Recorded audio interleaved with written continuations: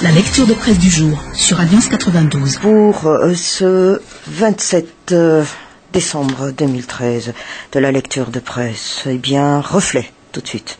Pour commencer, grand titre conjoncture, apaisement politique en péril. Titre ici, donné, mais de son édito, derniers jours cruciaux. C'est ici le titre de cet éditorial donné par Reflet et l'ensemble de la communauté des partenaires et bailleurs du pays qui se sont massivement fait représenter par le biais d'observateurs électoraux lors des scrutins du 20 décembre dernier, ont eu beau presque unanimement avoir salué leur caractère libre et démocratique. N'en demeure pas moins, soulève ici Reflet que ces lendemains électoraux rappellent singulièrement ceux des précédentes élections tenues un mois de décembre, du moins au niveau des déclarations. Et pour cause, autant pour la présidentielle que pour les législatives, les candidats engagés n'en finissent pas de s'accuser mutuellement de fraude. Les tons se haussent de plus en plus, au point qu'il est à se demander si les résultats que la Cour électorale spéciale empêcheront les politiques de se lancer dans un nouveau conflit post-électoral le moment venu. Question ici posée, est-ce significatif ou non, mais bien que les autorités françaises aient reconnu à travers le Quai d'Orsay le bon déroulement des scrutins couplés, elles préviennent du risque de manifestations de débordements à venir. Pour l'heure, on n'est pas là, loin s'en faut et fort heureusement, mais il faut dire que ce qui se passe actuellement n'a aucunement propension à augurer une nouvelle année tranquille, et même les décisions de cette fameuse CES n'y sera pas étrangère, notamment lorsque celle-ci a subitement annulé au dernier jour de la campagne le décret autorisant les chefs d'institutions à assister aux campagnes électorales de leurs candidats favoris, après avoir laissé faire et laissé dire une vingtaine de jours durant. Et nous conclut alors ici l'éditorialiste de Reflet dans un esprit de respect des procédures et afin de mettre toutes les chances du côté du processus. L'essentiel à retenir à ce stade est ce que la charge de la preuve incombe normalement à ceux qui se prévalent de ces accusations de fraude. À eux donc d'en référer aux entités compétentes qui, à ces derniers jours de 2013, ont d'ores et déjà du pain sur la planche, ainsi que la responsabilité de la crédibilité, de la sincérité des votes qu'aura consenti donc la population pour éviter à ce dernier une nouvelle année de crise. Puisqu'on parle des CES, au journal Les Nouvelles de mettre en titre requête auprès de la CES, les deux candidats se tirent dessus. C'est ici le titre donné. Mais mettre à l'index, par contre, c'est le titre ici de l'éditorial du journal. Il y a de l'orage dans l'air, annonçant dans ce sens un mauvais temps. Comme si le calme apparent de la fête faisait place à une tempête de contestation et de justification. Bien évidemment, on parle de politique et notamment d'élections, nous précise ici l'éditorialiste du journal Les Nouvelles. Forcément, il devra y avoir un vainqueur à l'issue de ce deuxième tour de l'élection présidentielle, et ce avec ou sans la confrontation des procès-verbaux effectués par la CENIT, avec ou sans l'annulation des requêtes et des plaintes par la CES. Pour l'heure, eh bien, les deux candidats persiste et signe, tout en mettant donc la population dans le suspense le plus absolu. Paradoxalement, eh bien, un score écrasé ne semble pas convaincre les uns, et encore plus un score serré fait douter les autres. Alors qu'il n'y aura pas de juste milieu, de pouvoir diviser en deux ou le premier ex aequo dans cette course, à vrai dire, eh bien, les résultats ne suffisent plus pour justifier sa défaite ou sa victoire. Il faut en avoir le cœur net en prouvant que quelqu'un n'a pas joué franc jeu. Et ici, à l'éditorialiste du journal Les Nouvelles de nous faire part que quelques régions sont à l'heure actuelle en effervescence, un remue-ménage sur fond de contestation à prendre au sérieux pour les responsables. À entendre donc les échos, il s'agit de fraude et de manipulation de vote flagrante qui risquent fort de porter atteinte au verdict des urnes. Sans conteste, eh bien la CES aura du pain sur la planche, car au cas où elle prendrait donc à la légère les requêtes sans explication valable, eh bien les 5 années à venir pourraient être placées sous le signe de la rancune et du mécontentement. On n'en veut pas. L'objectif est ainsi de rendre les scrutins crédibles pour que la 4e République soit instaurée sur de bonnes bases, c'est-à-dire la démocratie, la reconnaissance du peuple. Et au cas où cette situation virait au pire, comme plus d'un le craignait, autant dire que tous les efforts entrepris depuis 2009 tomberaient à l'eau. Et donc, par rapport à la confrontation des procès-verbaux, si c'est nécessaire pour mettre au clair la situation, alors va pour cela, nous dit d'emblée ici l'éditorialiste du journal Les Nouvelles, car le fait de refuser une telle procédure signifie que quelque chose ne tourne pas rond vis-à-vis des électeurs et des candidats. Ce serait inconcevable et bien douteux d'ailleurs le Premier ministre Omer Birizik a déjà déclaré que les électeurs ou les candidats ont le droit de défendre leur vote en cas de suspicion de fraude avec une preuve en béton à l'appui. Eh bien, sous cet angle, le nouvel an à accueillir avec espoir et conviction est déjà teinté de litiges électoraux. Midi Madagascar, cours électoral spécial, aucune requête sur des fraudes, grand titre ici donné. En effet, cette semaine risque bien d'être décisive. Transparence totale, c'est le titre ici donné par Vision de Midi Madagascar. La CENIT peut pas faire autrement que de traiter, de publier des résultats provisoires qui lui parviennent des 4 coins du pays. Elle accélère alors le rythme de la publication pour ne pas compromettre son objectif de sortir les résultats provisoires finaux au plus tard le 7 janvier de l'année prochaine. Et face aux fortes contestations de l'opposition politique, eh bien la CENIT aurait accepté donc la demande de confrontation des PV. L'opposition demande aussi la vérification des numéros de série des bulletins de vote de chaque bureau de vote pour plus de transparence. L'opposition qui fait foi en sa victoire, mais déjà sur le compte de sa mise en garde et de sa pression en faveur de la transparence, le constat que depuis quelques jours, eh bien, les voix de vainqueurs virtuelles de l'élection présidentielle descendent vers les 50%, alors qu'auparavant, elles ne cessaient de grimper vers les 60%. Quoi qu'il en soit, nous dit Vision de Midi Madagascar, eh bien, le scrutin s'est déroulé sans incident majeur sur l'ensemble du territoire.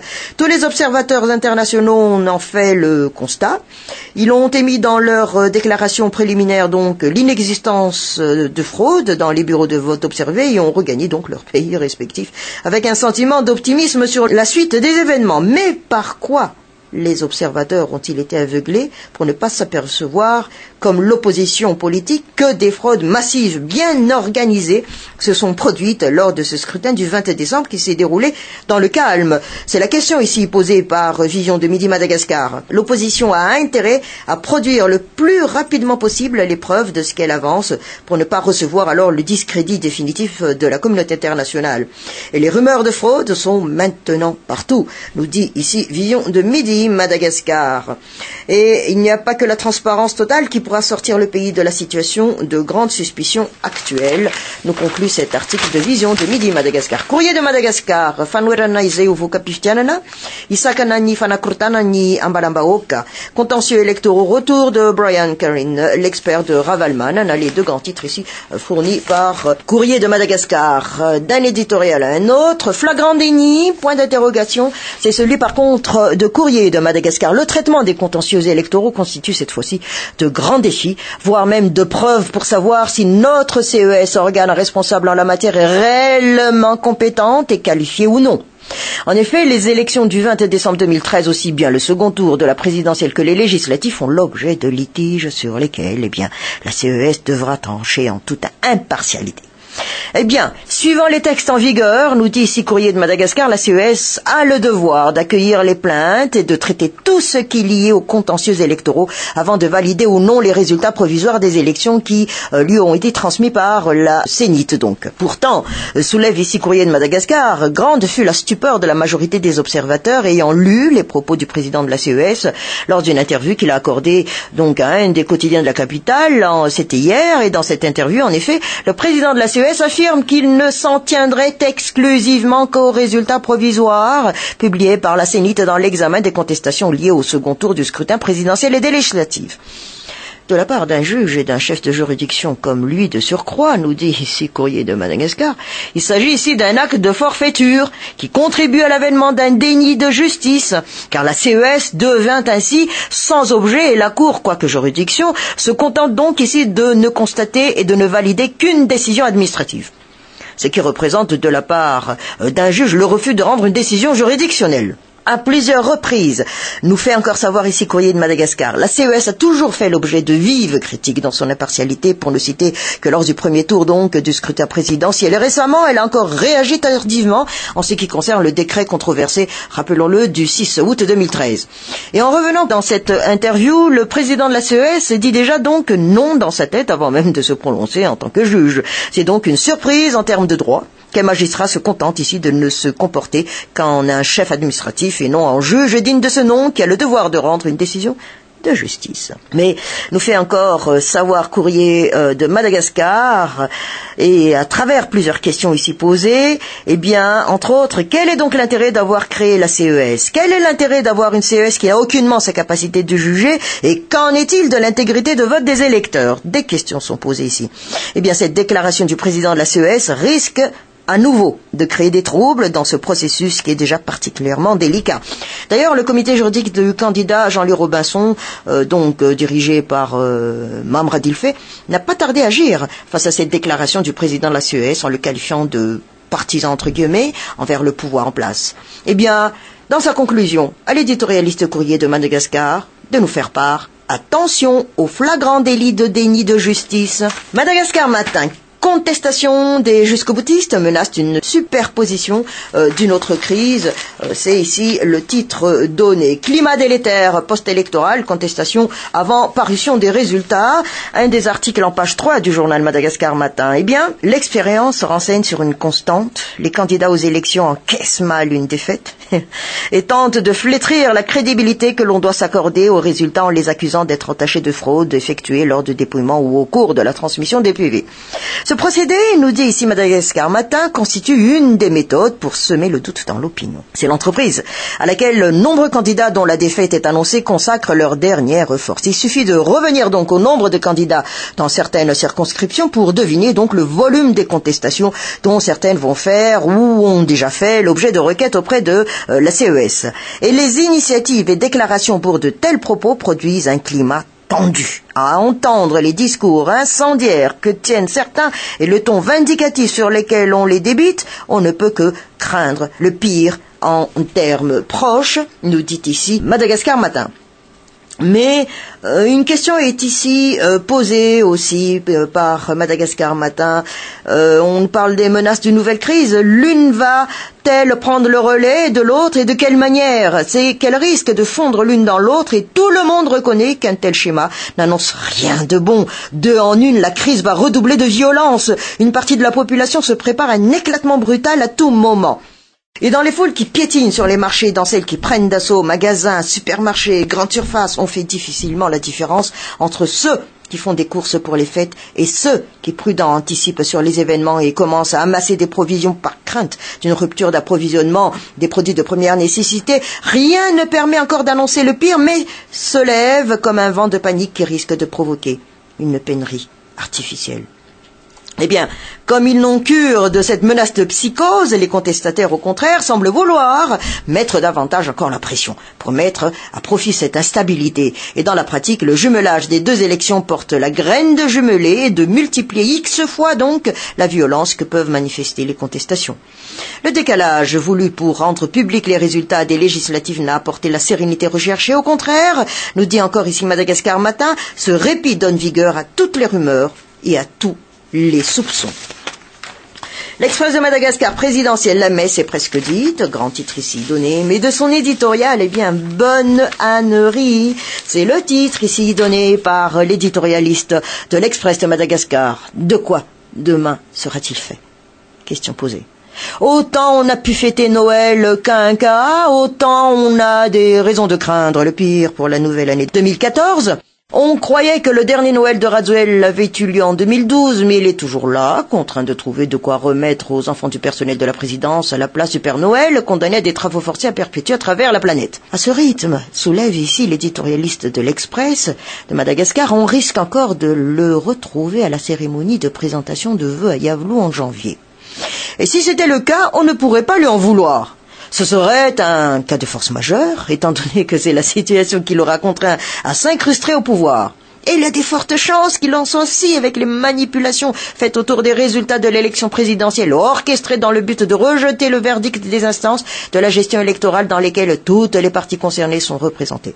C'est là qu'on a du mal à y retrouver, étant donné que ni le matériel, ni les procédures, ni la méthodologie utilisée dans le traitement du premier tour n'ont pas changé au second. Les résultats ont été acceptés par toutes les parties, ce qui n'est pas le cas cette fois-ci, où la Sénite et ses principes sont au centre des critiques et des récriminations du camp d'un candidat qui a sablé le champagne 2 heures après la fin du scrutin. Signe avant-coureur d'une déroute probable ou indice de faiblesse pour prouver le contraire? Point d'interrogation. On ne le sait. Toujours est-il que les résultats allaient très vite, changer les contraignant à tenir une série de conférences de presse pour entretenir l'illusion avec des résultats autres que ceux publiés par la Sénite. Et nous dit encore ici l'éditorialiste, à travers ce titre bonne ânerie, une élection à 2 tours ressemble à un match de foot, en aller et au retour. Des situations compromises peuvent être miraculeusement renversées. En foot, eh bien, l'équipe de France l'a prouvé en éliminant l'Ukraine alors qu'elle était nettement battue à l'aller lors du barrage pour la qualification au mondial 2014. Et s'il suffisait du premier tour, autant mettre le paquet d'emblée pour la différence. Mais même Albert Zaff et Didier Ratiak avaient dû s'y reprendre à 2 fois pour l'emporter en 92 puis en 96. Mais un candidat qui l'emporte avec 20% des suffrages peut-il être un bon président? C'est la question qui est posée. Ce qui veut dire que 80% des électeurs constituent des opposants potentiels. Le pays se trouve aujourd'hui sur une lame de rasoir, avec les tensions autour des élections. La voie des armes risque à tout moment de faire taire celle des urnes. Seule petite consolation nous soulève ici l'éditorialiste de l'Express de Madagascar, la mort de Mikhail Kalachnikov, c'était le 17 décembre à 94 ans. Reste à savoir qui sont ses héritiers. Le fait est que Madagascar a beaucoup de fils adoptifs depuis l'introduction de cette arme redoutable par le régime Ratsiak. Il est normal si on termine l'année par des âneries, et comme il commence la nouvelle, de la même manière à la place des vœux. La Gazette de la Grande Île pour terminer notre lecture de presse. Entre Ir et Ratormapian et Robinson, qui va mordre la poussière? C'est ici le titre question posée par la Gazette de la Grande Île. Mais un des articles en page 4 aussi nous titre alors 1001 urgences et priorités. De quoi s'agit-il? Eh bien, les élections ont donné lieu à une profusion de textes de loi. Le gouvernement et l'Assemblée nationale qui ont l'initiative des lois ont été prolifiques en un temps très court. Pourquoi ne retrouve-t-on pas cette célébrité et cet enthousiasme en dehors des périodes électorales en faveur des questions d'ordre socio-économique? La loi sur les privilèges des anciens chefs de l'État est-il plus urgente que la survie des millions de Malgaches? Question encore posée. Il est vital de légiférer pour améliorer la sécurité, le transport, l'éducation, la santé. Il est impératif de légiférer pour favoriser les investissements. Il est urgent, martèle encore ici la Gazette de la Grande Île, de légiférer afin de protéger davantage les enfants et les retraités. La période de grâce et de tâtonnement du prochain chef de l'État, du gouvernement à venir et des prochains députés sera de courte durée, nous avertit ici la Gazette de la Grande Île. Une fois confortablement installés, ils auront du pain sur la planche. Tant les aspirations du peuple sont immenses et légitimes. Pourtant, comme à l'accoutumée, bien, face aux 1001 urgences et priorités impossibles à satisfaire, les élus, qui étaient tous souriants hier, trouveront refuge dans l'arrogance, creusant ainsi peu à peu le fossé qui les sépare des citoyens. L'histoire ne se répète pas, mais la manière dont les dirigeants trompent le peuple est une constante dans l'histoire. Dixit, la Gazette de la Grande Île.